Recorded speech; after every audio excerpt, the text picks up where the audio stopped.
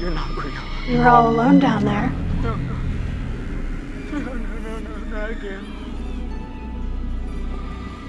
All alone. But you're with us now. Family. Get away from me! Get away! Why didn't you save us, Josh? Why did you want us to die? I didn't want you to die. I swear.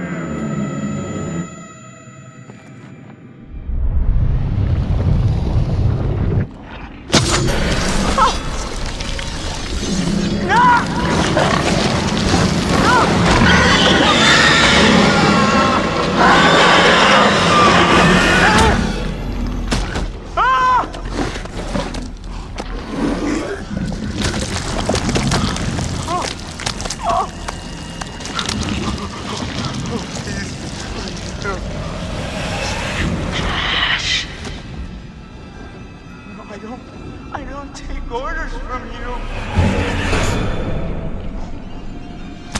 No! Is this what you want? No! No! Why are you doing this? Leave me alone! Why are you doing this? Why did you save us, Josh? Dad! Why did you want us to die?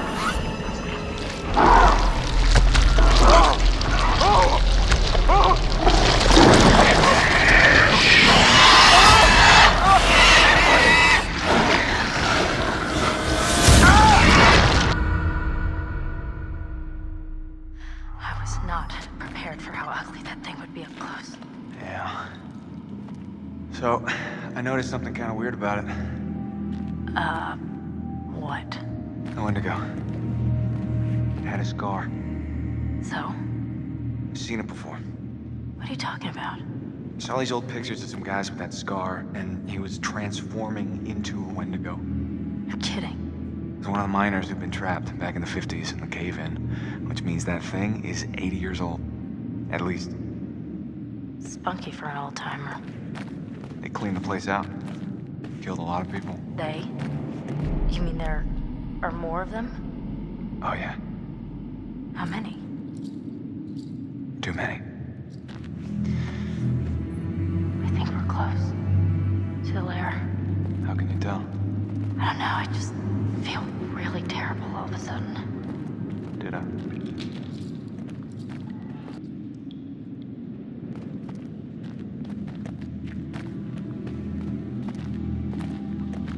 I really don't want to go in there.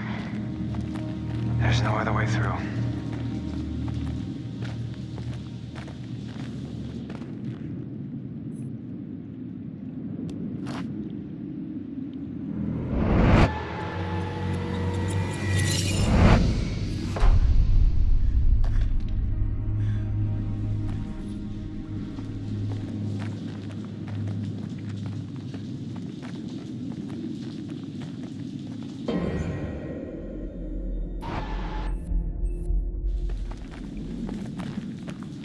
Mike, is that what I think it is? Shit.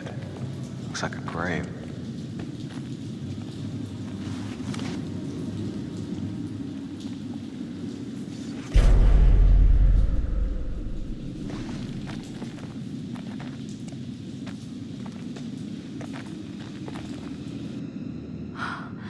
Oh, God. Mike, this is Beth. This is her watch. What? Let me see. Look, there was a cross here. So this is where she was buried.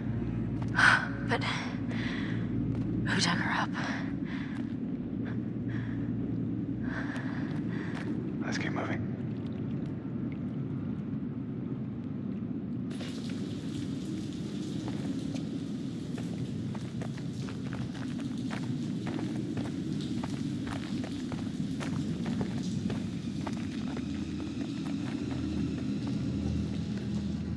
Fine. I'm going in. Oh, come on, it's okay. You sure? I'm not dead yet. Famous last words. Oh, It's freezing. shit. I can't feel my fingers.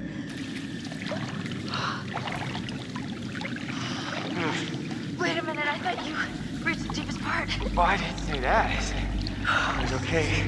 Meaning like there weren't any sharks or anything in here. Sharks? Great. Thank you.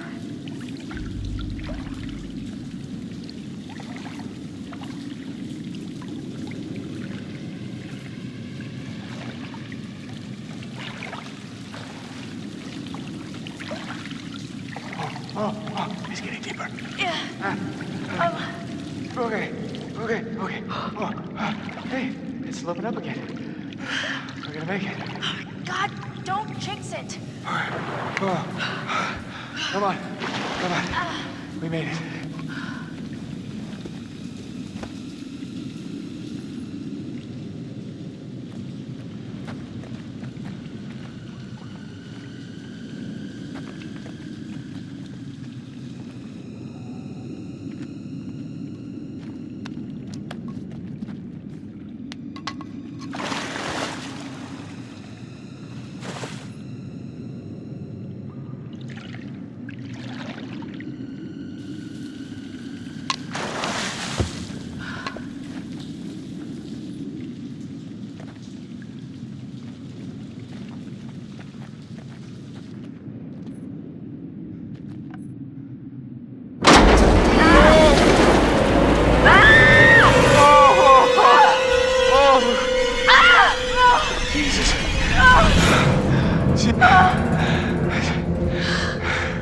It's Jess.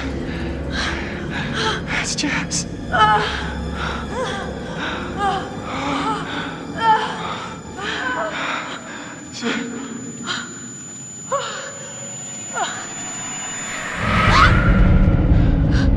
You see that?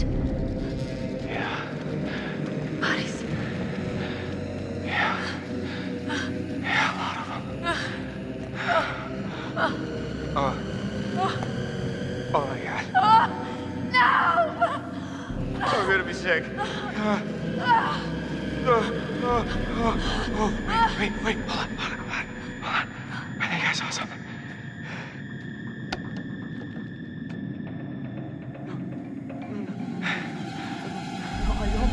I don't take orders from you.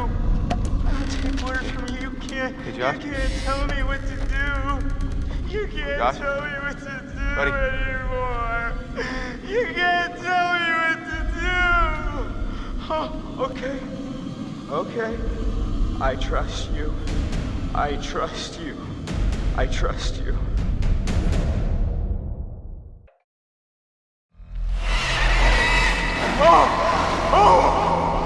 What's the matter? He's tripping or something. Josh! Mike. Josh! Hey, man. Don't hit me, please. Well, you were deep in it, man. Full mental jacket. We didn't think we'd get you back. Hey, let's just get the fuck out of here. Okay. Josh, do you have the key for the cable car? Yeah. Oh, good. You see that over there? That means there's a direct way out. Come on. There's no way Josh is gonna make it up there. Okay. If you help me up, I can go back to tell the others we're okay. Yeah, good. You bring Josh back the way we came, and we'll all meet at the lodge. Be careful. Yeah, you too.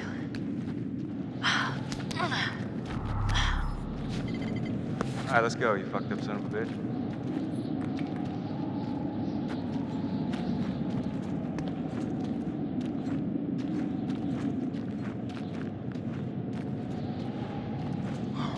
You didn't have to hit me so much, man. I'm sorry about before, man. I thought you killed Jess. I was wrong.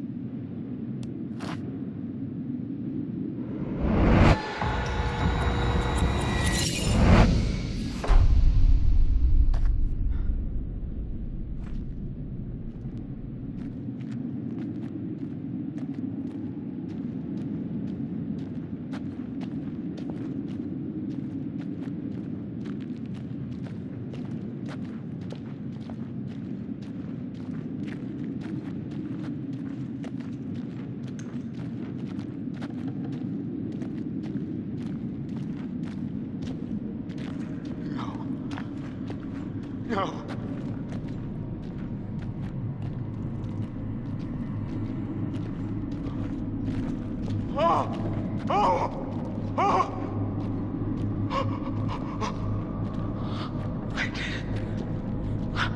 didn't want you to die.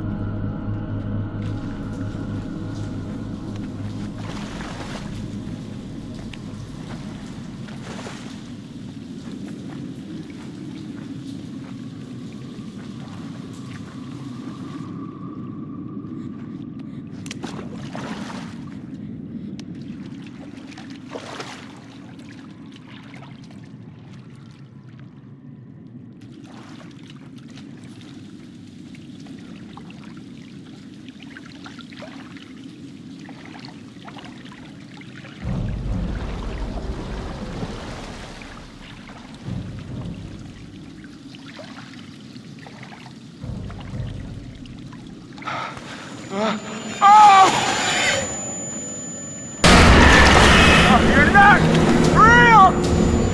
No, you're not!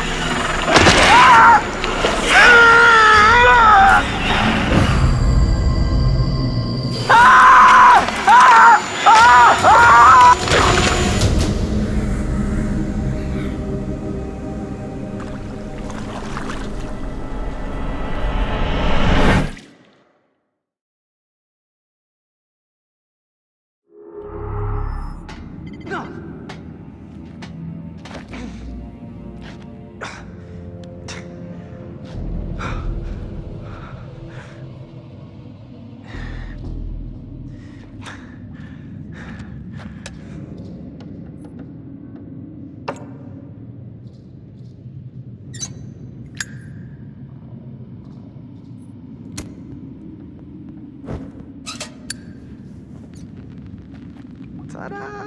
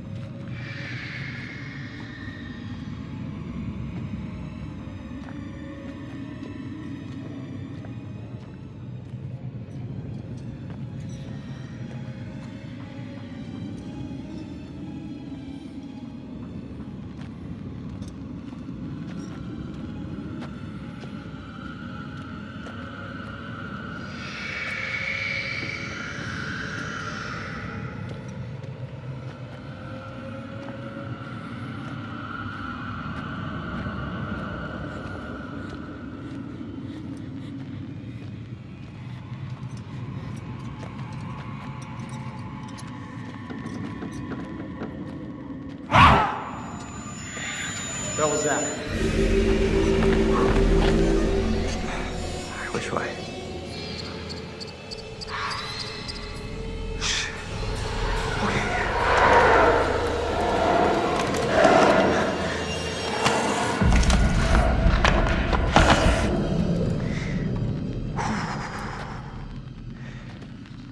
Okay.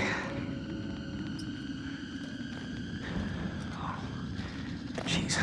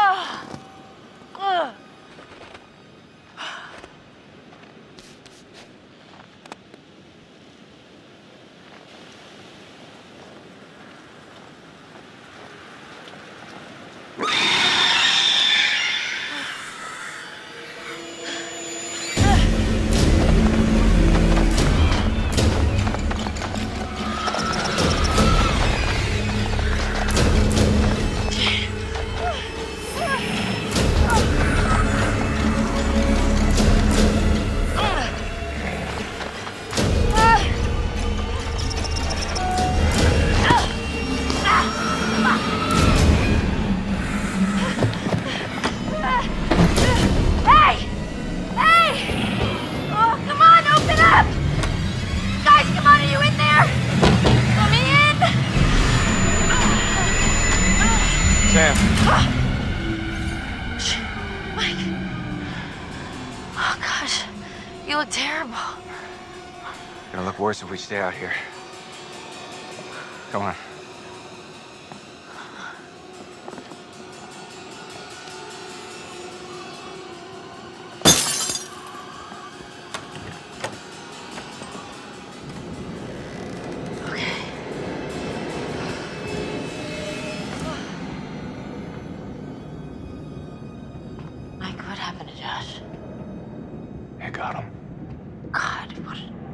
Awful way to go. Not good. What do you think we should do? We should check the basement. Might be someone left down there.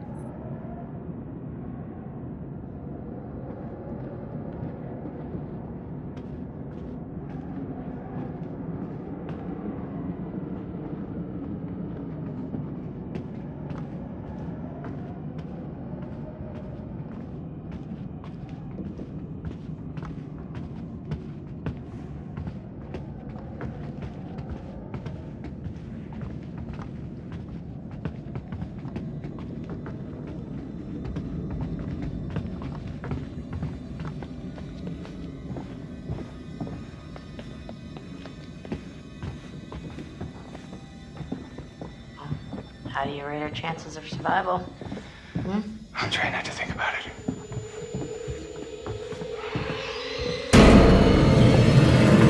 Oh my God!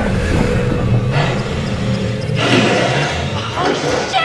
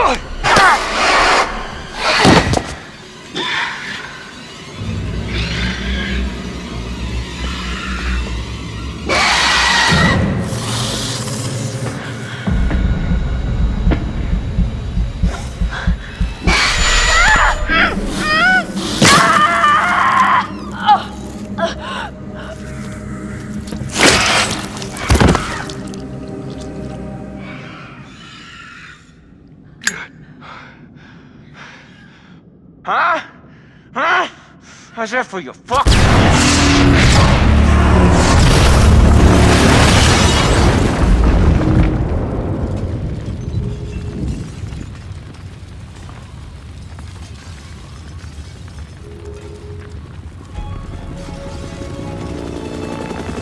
We have visual. The main structure is completely destroyed.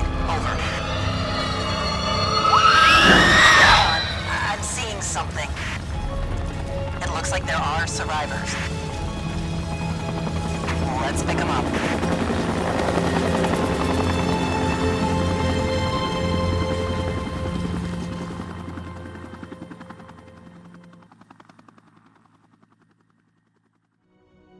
Fuck!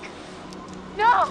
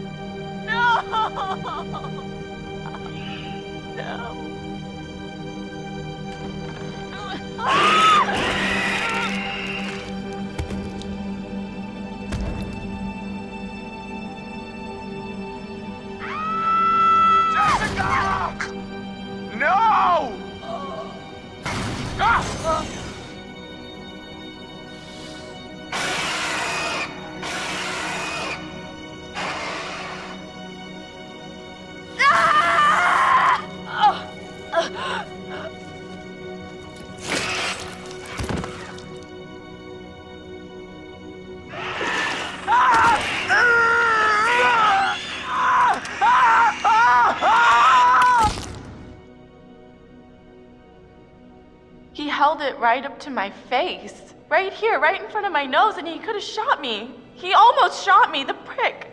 I mean, you go out with a guy for however long and you think you know him, but man, this one really takes the cake.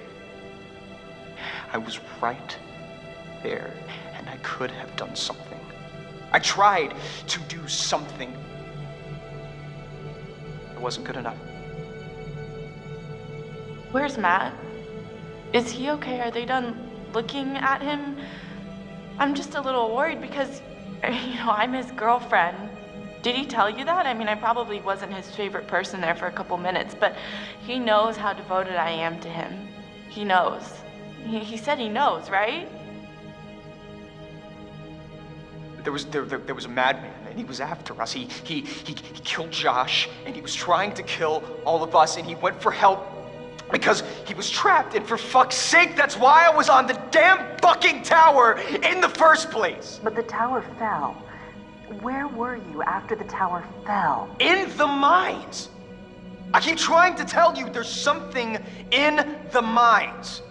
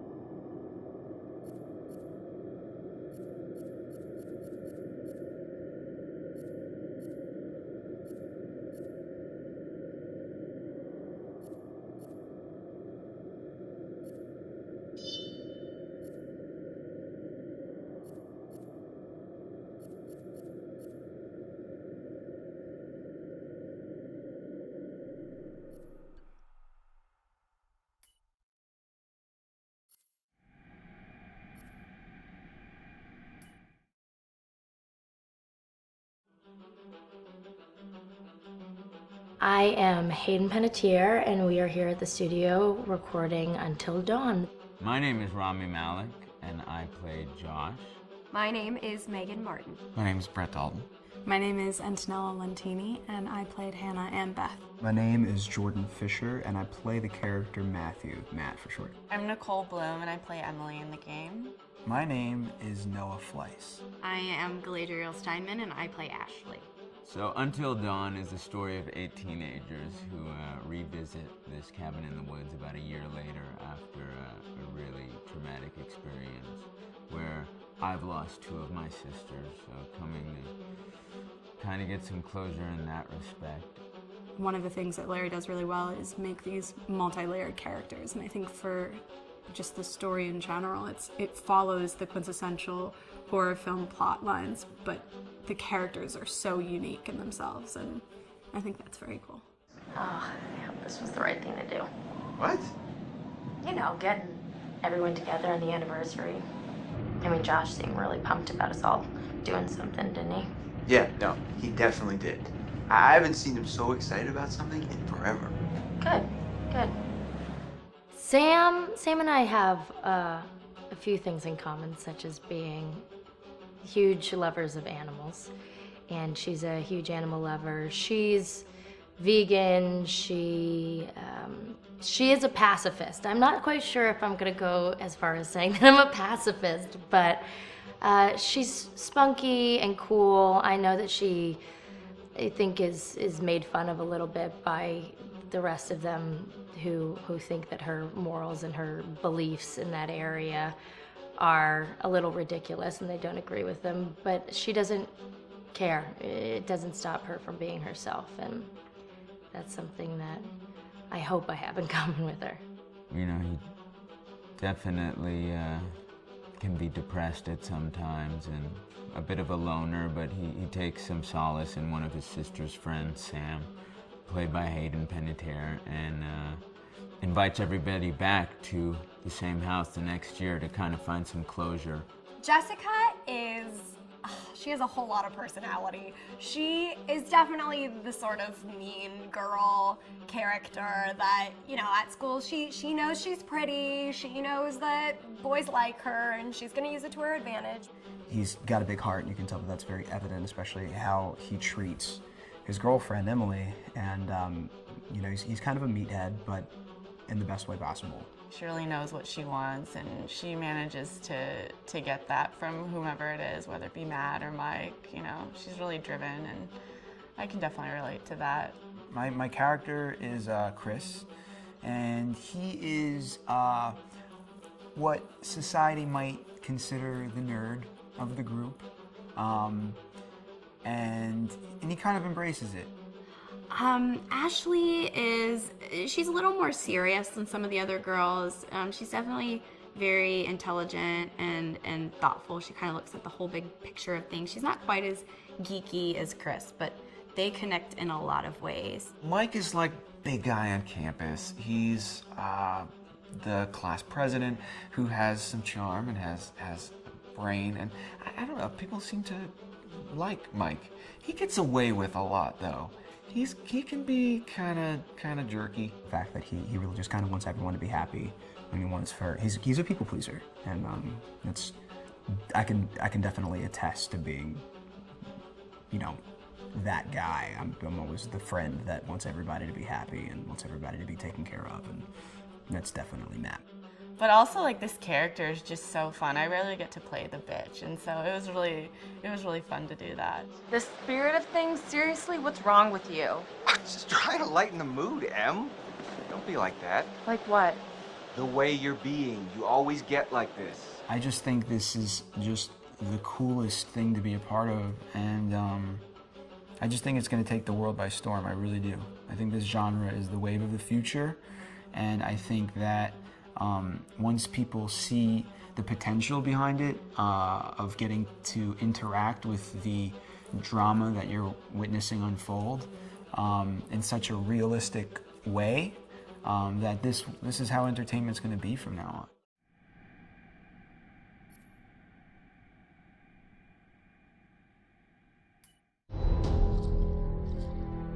Hi, this is Lee Robinson, production designer on Until Dawn.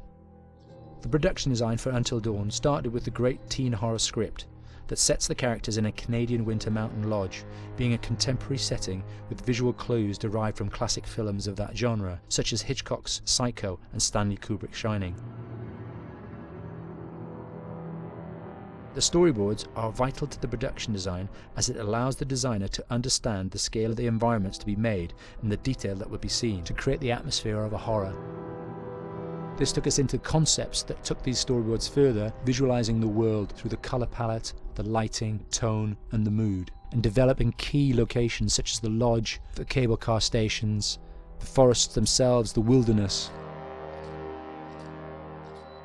As you can see, the environments and atmospheres change quite a bit from warm and inviting to cold and threatening. The Millionaire's Mountain Lodge was a key example. It was designed to be made from nearby stone and timber, embedding it into the landscape, with a contrasting and contemporary interior needing to be opulent and extravagant. We created dark and claustrophobic corridors with ominous and large open spaces, almost cathedral-like in size, and with huge structures to silhouette and dwarf the characters within, providing a labyrinth to explore and wander. Each character was developed with a strong visual identity in mind, with contrasting colours, tones and silhouettes to identify them, each to have their own texture, pattern and shape, so that when they were lined up you could always identify them. The costume designs allowed a range of clothes that would suit them for the cold winter weather, but also have an element of style and individualism, so that the audience could look at them and relate, recognizing themselves within them. A lady would like to cuddle up with her man by a nice cozy fire bathed in atmospheric mood lighting. Right. It'll get plenty toasty once we're rubbing up against each other. Mike. Yeah. Fire and mood lighting. Yes. Working with the lighting artists, we really brought the look and feel of the world together, and this required a thorough understanding of the visual language of teen horror. A key scene was where all the characters emerge out of the rear of the lodge chasing Hannah. A contrast is evident straight away from the exterior wilderness to the warmth of the lodge. The attention to character lighting here is through the bounce and rim lighting, accented colours and composition, creating characters that come from the dark into the light and back again with an emotional effect. Guys, there's someone outside. What the hell? Hannah! What's going on? Where's my sister going? It's fine. She just can't take a joke. It was just a prank, Han.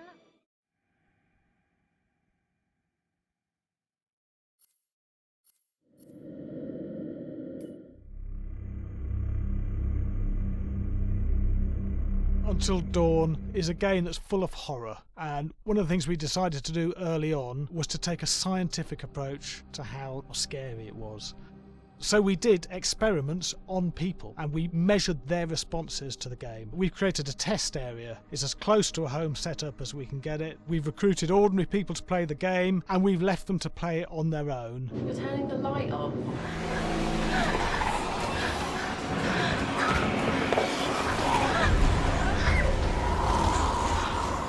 The only difference is it's rigged with cameras and microphones that relay the data through to the next room where people are watching them play. Bracelet here we use for biometric testing. It measures the player's emotional response. It's called a galvanic response sensor. It makes contact with the user's skin and it measures the electrical conductivity across their skin. It's the same principle as an old-fashioned lie detector. When you're stressed, you sweat a little, very sensitive, and picks up tiny changes if the player is feeling anxious or scared. That data's fed back to a testing team, comes through as a graph. I'm so sorry.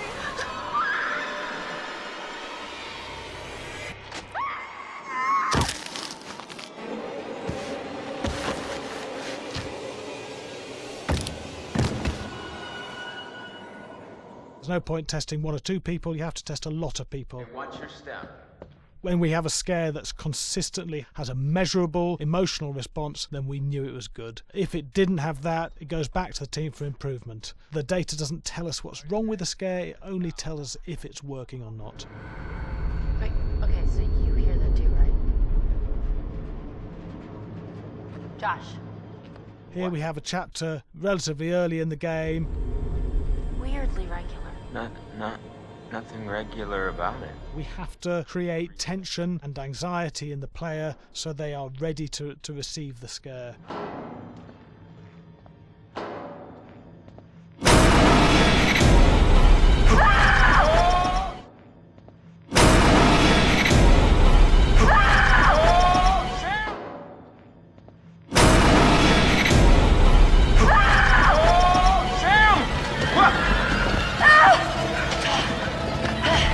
Give the player time to recover, to cool down, to calm down, and then start building the tension again before we do the next scare. Hey. What? Hey. What the hell? Boom. You just got mugged.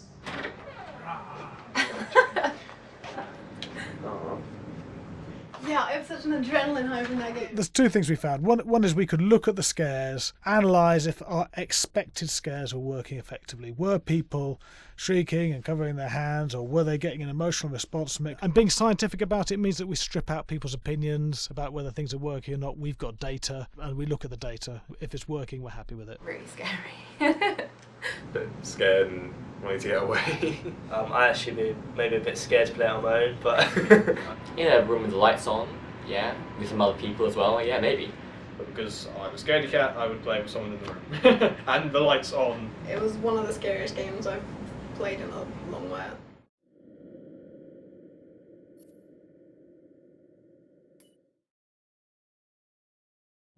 Hi, Larry. Hey, Graham. Hi, my name is Graham Resnick. I'm a filmmaker, writer, director, sound designer, and I started working with Larry Fessenden about 10, 15 years ago through my friend Ty West, who I grew up with, and have done a lot of sound design with on his films. And he was producing Ty's films at the time, and Ty introduced me to Larry. Larry produced my first feature, and we've written together on several projects. My name is Larry Fessenden. I'm a filmmaker. I run Glass Eye Pix, which is an independent production company out of New York. We make indie movies, a lot of scary movies as well. And I got a call to audition to write this video game. And I called my pal Graham Resnick because Graham is a gamer. And while I thought I could offer something to the idea of writing this multi-branching story, I knew that I would want Graham's expertise as a lover of gameplay, since I guess games were started. So and just as a lover. And as a lover, yes. Just why there's so many sex jokes in the game. There was one Italian website that did say the Larry that's Fessenden and right. Graham Resnick, the two lovers behind Until Dawn. Come here. Maybe I know how to handle you too. I am definitely ready to be handled. So I wanted Graham by my side. Yeah, and we got the gig, and it's been an amazing ride. Oh, hell yeah. Oh my god. She's taking her shirt off. What? Oh my god. Matt, what are you doing here? Hannah. I'm sorry, Hannah. This all got out of hand, but... So in the game, the basic setup is that a year prior to the game's start, all these kids had gone up to a ski lodge that was owned by the parents of one of the kids, or a couple of the kids, and some of the teenagers played a prank on some of the other teenagers, and a terrible tragedy occurred when a few of them, two sisters, ran out into a blizzard, and were never seen from again.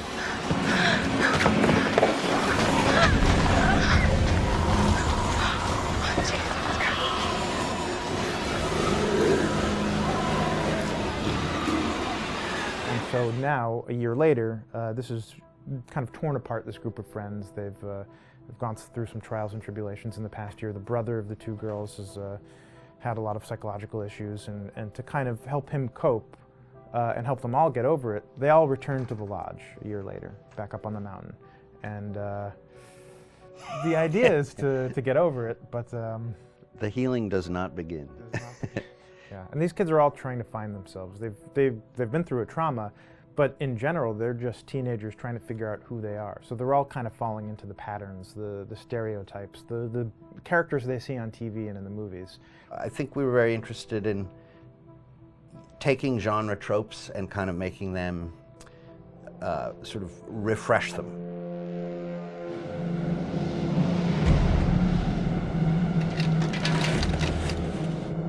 Hey, did you see that? Dad said it'd just be us this weekend. We're familiar with how slasher movies work. Most people have seen some horror movies, and we have established notions and preconceptions about the roles of the players in horror movies and how they talk and how they get killed and how they have sex. And to bring you into the game that way and then subvert a lot of those expectations was kind of our goal. They're haunted by some incident that happened in their past, which I think you pretty much figure out that that's going to have a role in their interaction. Yeah, so I think what was fun was we take some sort of stock characters and we try to give them some shape, but at least at the beginning they're recognizable in the way of groups of friends. There's, you know, the jock and the bitchy girl and the rivalries between everyone. And oh my gosh, and really fun characters too. Like we just had so much fun living in the minds of these characters through writing the script. What do you think? Jesus! You know, it was fun. I think we were looking to get that kind of banter that you Yeah. see both in movies, but also that you absolutely have with friends, and sort of those inside jokes. And of course, as writers and as friends ourselves, we sort of developed little tracks, and we try to give the characters that kind of vibe.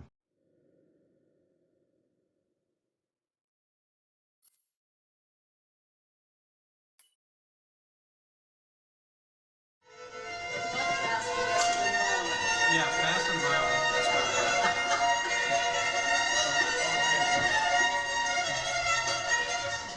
All right, from the top.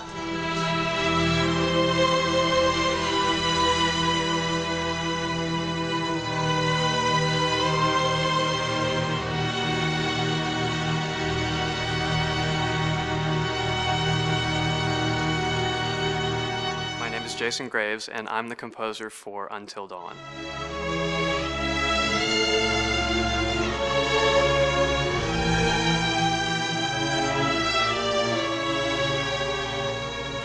I've been involved with Until Dawn for about a year now. Originally, I was contacted by Barney Pratt, the audio director. I think that had something to do with my lineage of horror games, and hopefully not the fact that my last name is Graves, although a lot of people seem to associate my name with scary music.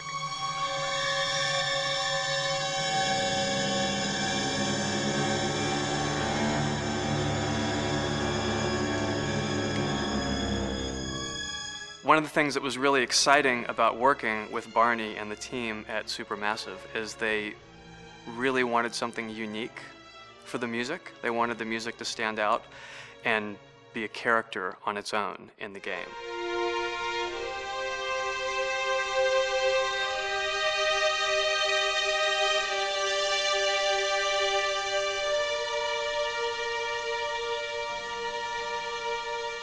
When I'm first starting on a new score, and it doesn't matter if it's film, television, or games, I always end up going to the main theme.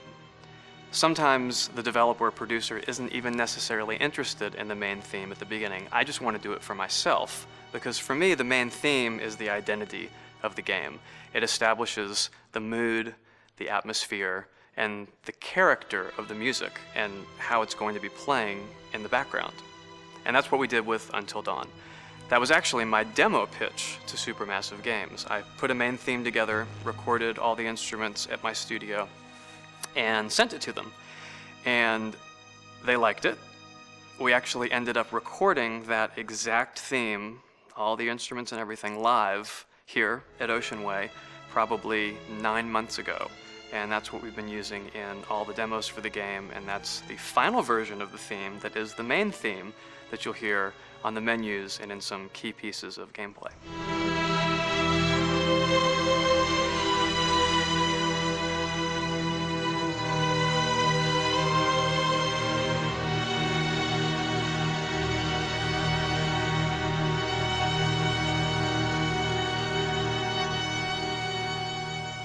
seem to have made a name for myself in horror. And there's something about scary music, I think it's maybe the lack of rules. The biggest rule in scary music is there are no rules, so you can do anything you want, and actually, if you end up doing things that don't feel like they would work out together, they kind of clash, and it ends up being even more effective for scary music.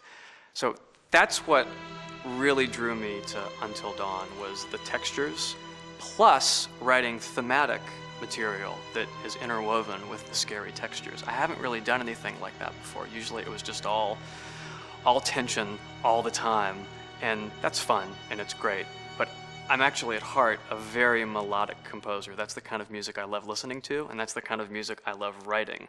That's the kind of music I got to work on in Until Dawn. Very nice. Same thing.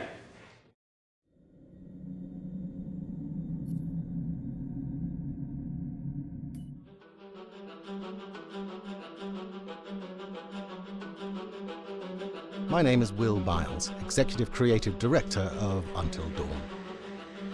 The first part of getting a believable facial performance in-game is to capture, topographically, the actor's range of emotional expressions as separate versions of the same head. Every tiny nuance gets digitized and merged, effectively creating a model that can recreate every facial movement that the actor makes.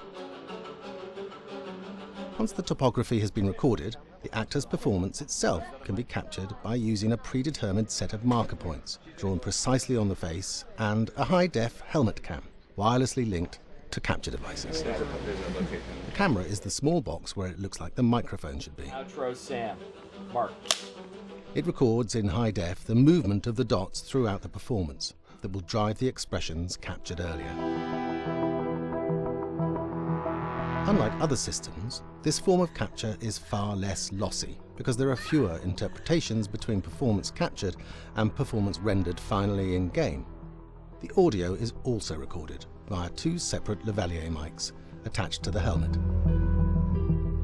It takes a while for the actors to acclimatize to carrying around the recording devices and the helmet cams, but very soon the shoot becomes similar to any other effects shoot or a green screen shoot. The actors in these scenes are only recording facial animation, but use cursory body movements for pacing. Wait, and maybe we should all stick together and find everybody and make sure that we're all okay, so... 1-1, the year before the prank. Take 2, Mark. Other than the other actors, they have to use their imagination for everything and everywhere that they are supposed to be seeing and feeling. Idiot! So dumb! From a hot midday studio in Los Angeles to a freezing midnight mountain in British Columbia.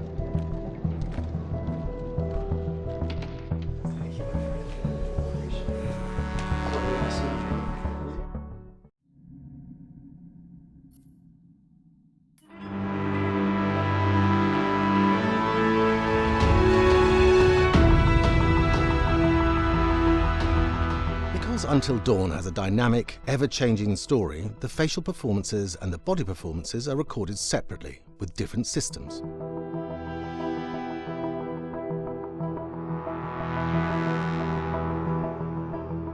With the body capture, we use reflective bead suits and an infrared camera matrix system that drives the CG bone hierarchies in our character models. These performances cover everything from character locomotion, scene-specific performances, and stunt work, most of which was recorded at studios in Pinewood and Shepperton, near London. Hannah! Hello? Combining all the elements seamlessly in the final game becomes a formidable editing and logistical task. Every variation, both physical and emotional, must be combined in these multi-edits. Scaffolding props have to stand in for the sets, because the hundreds of infrared cameras have to be able to see all of the reflective beads on the actor.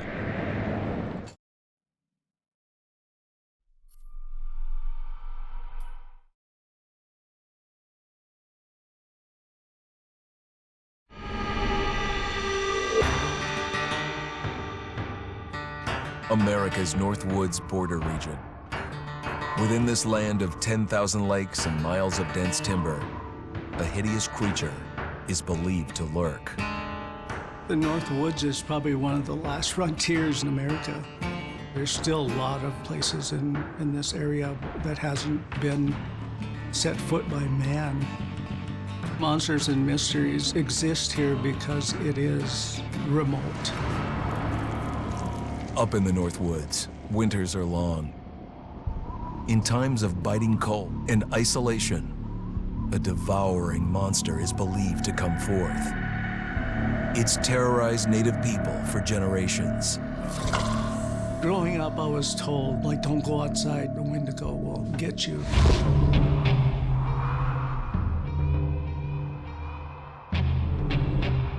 Among the traditions of the northern Algonquin tribes is the Wendigo, a monster that can seize hold of a person to carry out its hunger for human flesh. Many Native Americans fear even talking about this Wendigo, and even the mention of the name will let the Wendigo find out where you are, and it will open you up to be possessed by this Wendigo. The most famous case of a Wendigo possession took place in 1879 in the deep woods outside of Edmonton, Alberta. Swift Runner, a Cree Indian, was a trapper and a guide. He had left town the previous autumn with his wife, 6 children, and his mother. But when Swift Runner returned in spring, he was alone. Swift Runner came into a nearby village telling this heartbreaking tale. I had to watch them starve to death. Of his family being killed by starvation, and that he was the only survivor. My whole family gone. It wasn't hard to understand a family falling victim to a brutal winter. To even not. Yet something was suspicious about Swift Runner. He was a strapping man, and he came into town weighing over 200 pounds. It didn't look like somebody who had just weathered a terrible winter. He wasn't malnourished, didn't look like he was starving. He looked healthier than ever. After a few nights, it became clear that something was wrong. He started having night terrors, screaming in his sleep. I am the Wendigo! Villagers alerted the police. Swift Runner actually guided them back to his winter cabin. When they got there, that's when they saw the true horror.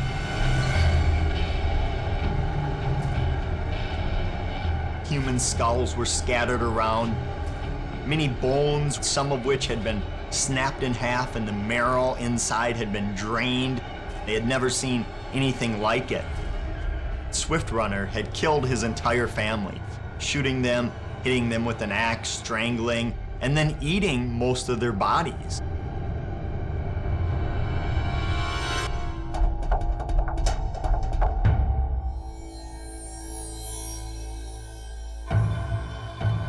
Right up until the moment the noose was on his neck, Swift Runner swore the evil spirit of the Wendigo had possessed him and twisted him into a cannibal killer. When he was on the gallows, Swift Runner himself said, "I am no longer a man."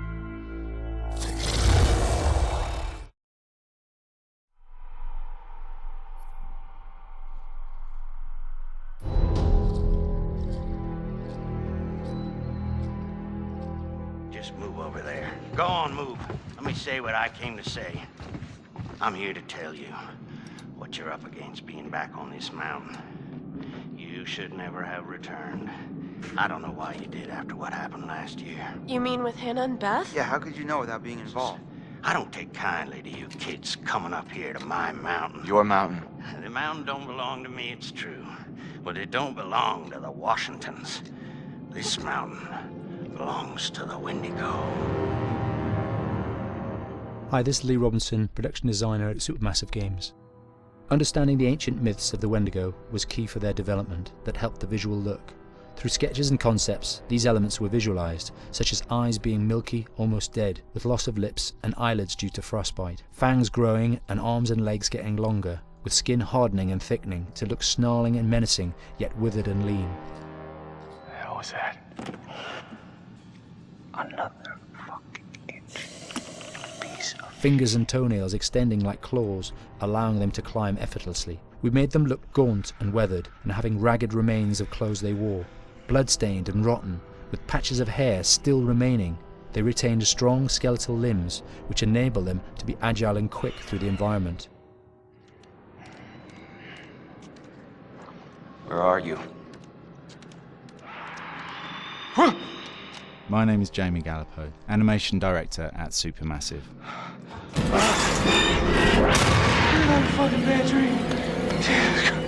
The overall direction on the creature was to be very strong, to be extremely fast. We wanted a spider-like movement to the creature. 1 minute scampering to leaping and then crawling, almost instantaneous. And finally, we wanted the creature to have this real, uncontrollable thirst for flesh.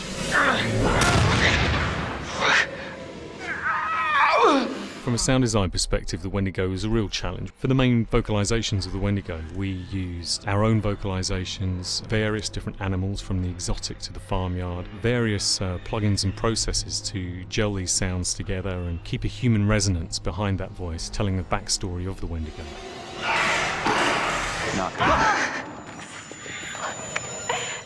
During the chase sequences, the anger of the Wendigo is felt by encircling breaths, screams and screeches that essentially chase you as you're being chased by the Wendigo.